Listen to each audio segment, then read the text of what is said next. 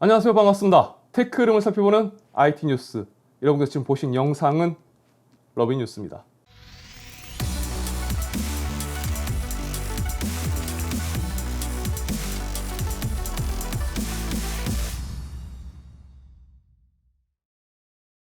2월 15일 인텔은 아날로그 솔루션 파운드리 업체인 타워 세미컨덕터의 인수 계약을 체결했다고 밝혔습니다. 인수 금액은 54억 달러로 주당 53달러의 현금 인수하는 것으로 진행한다고 합니다. 자, 인텔 CEO 팻 겔싱어는 타워가 가지고 있는 특수 기술, 포트폴리오, 그리고 지리적 범위, 고객 관계 및 서비스 부분은 인텔의 파운드리 서비스 확장 및 세계적인 파운드리 용량의 주요 공급 업체가 되려는 인텔의 목표를 발전시키는 데 큰 도움이 될 것이다 라고 언급했습니다. 이 타워 세미컨덕터는 이스라엘 미그달 헤메게에 본사를 두고 있는 파운드리 기업으로 이스라엘의 2개의 팹과 미국의 2개, 그리고 일본의 총 3개의 팹을 가지고 있는 파운드리 기업입니다. 이 타워 세미컨덕터가 생산하는 반도체는 인텔의 최신 미세 공정 쪽이라기보다는 산업용 제품을 생산하는 쪽이며, 인텔은 이를 통해서 인텔이 시작한 IFS라고 불리는 인텔 파운드리 서비스에서 산업용 반도체 생산, 그리고 타워 세미컨덕터가 확보하고 있는 IP와 패키징 기술, 그리고 인텔이 메인으로 구축하고 있는 미국과 유럽 시장 쪽 파운드리 외에 타워 세미컨덕터가 확보한 이스라엘과 미국, 일본 등의 생산지를 통한 공급 지역 확대 등의 이점을 노렸다고 볼 수가 있을 것 같습니다. 자, 이번 인수 작업은 앞으로 1년 후 완료될 것으로 예상이 되고요. 계약은 인텔과 타워의 이사회에서 만장일치로 승인되었고, 앞으로 특정 규제 승인 및 관례적인 마감 조건에 적용이 남았다고 합니다. 자, 인수 발표 이후 인텔 주식은 사실 그닥 반응이 없었지만 타워 세미컨덕터는 무려 42%가 넘게 주가가 폭등했습니다. 아쉽네요. 자, 지난주 삼성은 언팩 이벤트를 통해서 갤럭시 S22를 공개 출시했습니다. 그런데 언팩에서 기대를 모았던 엑시노스 2200에 관련한 언급은 찾아볼 수가 없었습니다. 하드웨어에 관심이 없는 분들이라면 그냥 삼성이 새로운 스마트폰을 출시했다라고 보셨을지 모르겠지만, 하드웨어에 관심이 있는 분들은 이 언팩에서 삼성이 엑시노스 2200을 하다못해 엑시노스 2200에 탑재된 AMD의 RDNA2 아키텍처 기반의 GPU 성능을 보여주기를 기다렸을 겁니다. 하지만 아쉽게도 삼성은 엑시노스 2200에 대한 언급은 일절하지 않았습니다. 엑시노스 2200은 출시가 예정보다 지연되면서 성능에 문제가 있는 것 아니냐는 우려도 있었었는데요. 15일 터키에 거주하고 있는 에르디 오수아그라는 유튜버가 갤럭시 S22의 엑시노스 2200 탑재 모델과 스냅드래곤 탑재 모델의 성능 비교 영상을 공개했는데요. 그 결과가 참, 그렇습니다. 3D마크 와일드라이프의 벤치마크 테스트에서 엑시노스 2200은 6684점, 스냅드래곤 8 젠 1은 9548점을 기록했습니다.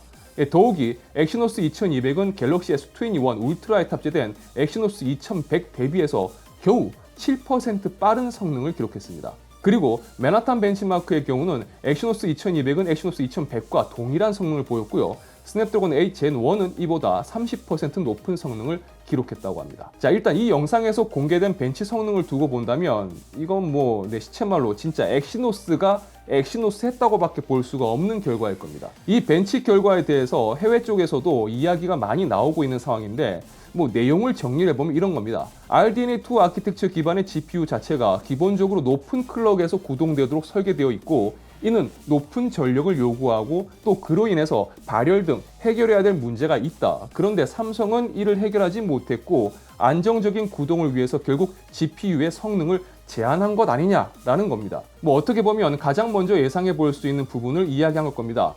앞으로 더 많은 비교 자료가 나와야지 정확한 판단을 할 수가 있겠지만, 엑시노스 2200의 출시 지연 등 여러 상황과 삼성이 엑시노스 2200에 대해 구체적인 언급을 피하는 상황 등을 두고 봤을 때 어쩌면 이 영상에서 보여준 벤치 결과가 엑시노스 2200의 현재 상황을 보여주는 것은 아닐까라고 조심스럽게 추측을 해봅니다. 일단은 안타깝네요. 자, 엔비디아는 RTX 3090 Ti 때문에 현재 상당히 부끄러운 상황에 놓여 있습니다.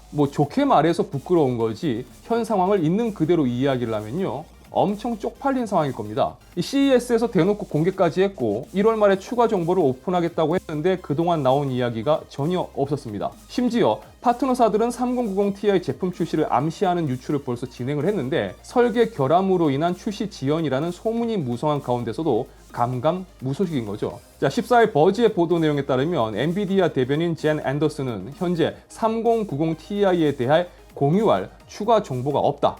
하지만 정보가 공개되면 연락하겠다라고 말했다고 합니다. 자, 어쨌든 현재까지 상황을 보면 3090ti의 설계 결함 문제가 거의 확실한 것으로 보이고요. 그 이후로 전원부 문제로 인한 PCB 디자인 변경 그리고 바이오스 변경 등의 작업이 필요한 것으로 보입니다.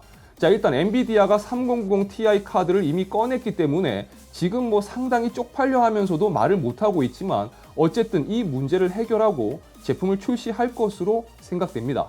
이대로 그냥 조용히 넘어가면서 제품 자체를 무효화시킨다면 엔비디아는 진짜 잊지 못할 흑역사를 하나 만들기 때문이겠죠. 여튼 RTX 3090ti 구입을 기다리셨던 분들은 어쩌면 RTX 4000 시리즈로 넘어가야 하는 거 아닐까 모르겠습니다. 자, 게임 소식 간단히 살펴볼까 합니다. 그래픽카드 대란 초기 여러 게이머들을 그래픽카드 가격 폭등 전 구입으로 인도했었던, 그래서 게임성보다는 그래픽카드 구입을 도와줬다라는 의미로 추앙받는 게임이 있죠. 바로 사이버펑크 2077이 1.5 버전 패치를 출시했습니다.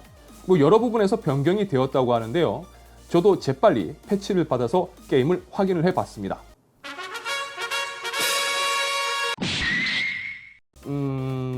2077년쯤 115 버전 패치 때 다시 소개하도록 하겠습니다. 자, 현재 크래시 이슈가 있으니까요. 혹시라도 패치 받으실 분들은 받지 마시고 그냥 계속 좀 더 숙성시키시는 게 좋을 것 같습니다. 자, AMD는 올해 RDNA 3 아키텍처 기반의 라데온 7000 시리즈를 선보일 것으로 예상되고 있습니다. 그래픽카드 시장의 춘추 전국 시대가 올해 펼쳐질 것으로 예상되고 있죠. AMD는 라데온 7000 그리고 엔비디아는 RTX 4000 거기에 인텔도 그래픽카드 출시를 준비하고 있습니다. 자, 이 중 가장 먼저 나올 것은 인텔의 외장형 그래픽카드 알케미스트가 상반기 먼저 출시될 예정이고 아무래도 성능적인 부분에서 플래그십 라인은 AMD라든지 엔비디아보다는 떨어질 것으로 예상되고 있습니다.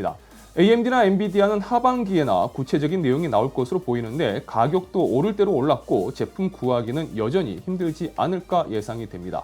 자, 그 와중에 AMD도 엔비디아한테 배웠는지 라데온 6000 시리즈의 리프레시 제품을 출시할 것이라는 소문이 있습니다. RX 6950XT는 출시 예정이고 최근 소문에서 RX 6750XT 그리고 6650XT가 2분기쯤 출시될 것이라고 하는데요. 소비자 입장에서는 이미 지칠 대로 지친 상황이기 때문에 진짜 나오긴 하는 건지 그리고 나오면 살 수는 있는 건지 가격은 제정신일지 이런 부분에서 궁금하기도 또 걱정되기도 하는 게 현실일 겁니다.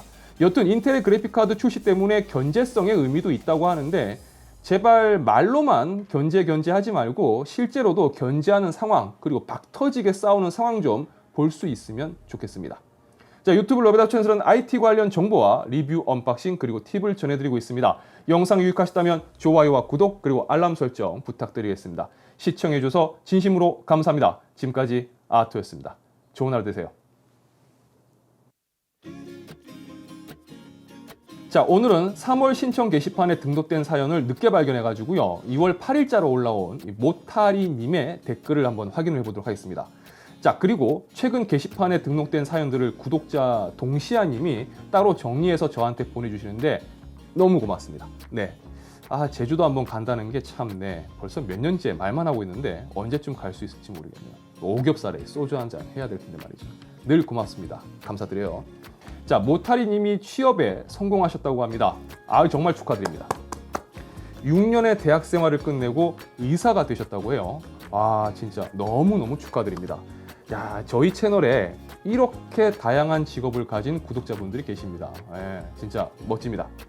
6년의 대학 생활을 끝내신 거면 이제 국시 합격하셔가지고 의사가 되셨다는 이야기잖아요. 그럼 취직이라고 하셨는데 혹시 전문의 과정 말씀하시는 거죠? 레지던트로 들어가시는 것도 사실 취직이잖아요. 그렇죠? 수련이라고도 하죠.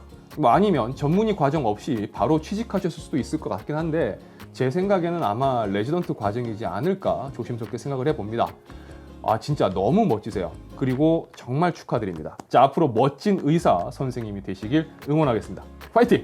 자, 입춘이 지났는데도 갑자기 많이 추워졌습니다. 감기 조심하시고요. 오늘도 건강하게 활기찬 하루 되시길 응원하겠습니다.